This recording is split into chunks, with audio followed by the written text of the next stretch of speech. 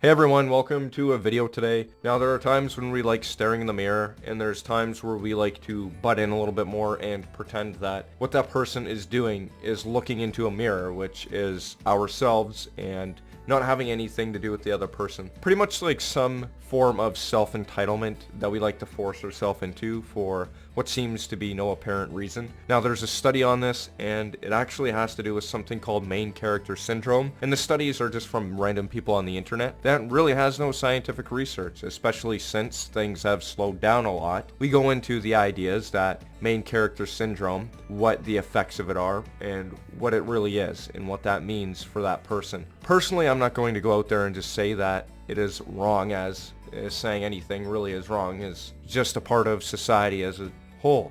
Things happen for a reason, and even if those reasons are disturbing, it's there. And that doesn't mean that it's necessarily the moral thing to do, the virtuous, but so forth the opposite in the law of the chaotic part of the universe with the back end of it that is disturbing. Now, to really dive into this quickly, I'd just like to say that even psychology today has really put forth the idea that main character syndrome is really not well known about, especially in the scientific community. It's only mainstream on the internet. It's been around for a couple of years, maybe longer. Going back to some of the originating parts of main character syndrome, the originating stories itself, I have here with me today Reddit DND, which is Dungeons and Dragons for all those people who aren't a little bit on the mystical side of life. And the story is saying that dealing with a player with main character syndrome. So the idea is dealing with that person. And this is also tagged as miscellaneous. So here's the deal. While I do enjoy what this guy brings to the table with his character, he has a tendency to shove his character into any situation available, and often interrupts the DM, which is the dungeon master, as he's describing something that's happening to someone else in the party, to literally just insert himself into the moment, even if he's just not even anywhere near what's going on. For example, this is a rather minor offense of this, but it's the most recent occurrence. In our last session, my character went searching through a tent looking for anything the bandits in this camp we had taken down might have gotten from passerbys they've killed. And the dungeon master says you find 90 GP worth of coins in purses and gems. But then the player comes out of nowhere and is all like, my character comes into the tent.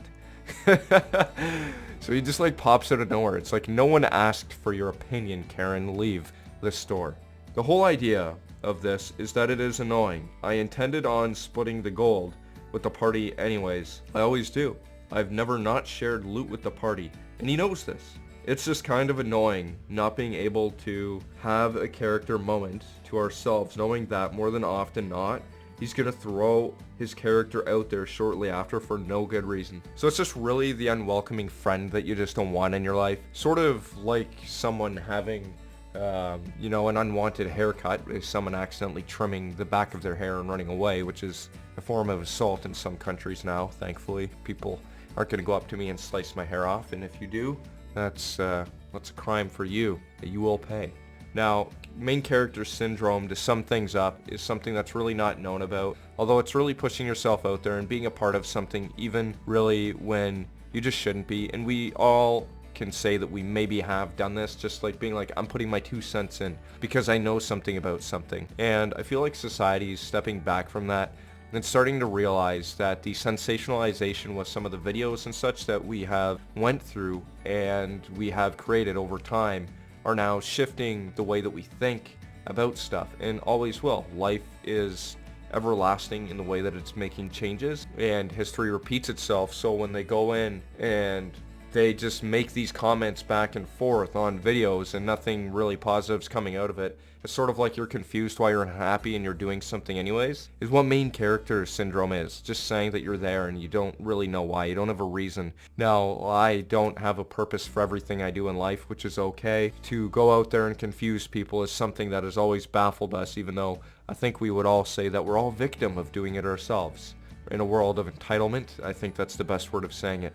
Thanks for watching my video and listening. Comment, subscribe, check out my other videos if you haven't yet today, and leave a comment on someone, maybe something, that is related or relative to main character syndrome. Maybe you have a friend that has main character syndrome. Thank you very much. Take care. Bye.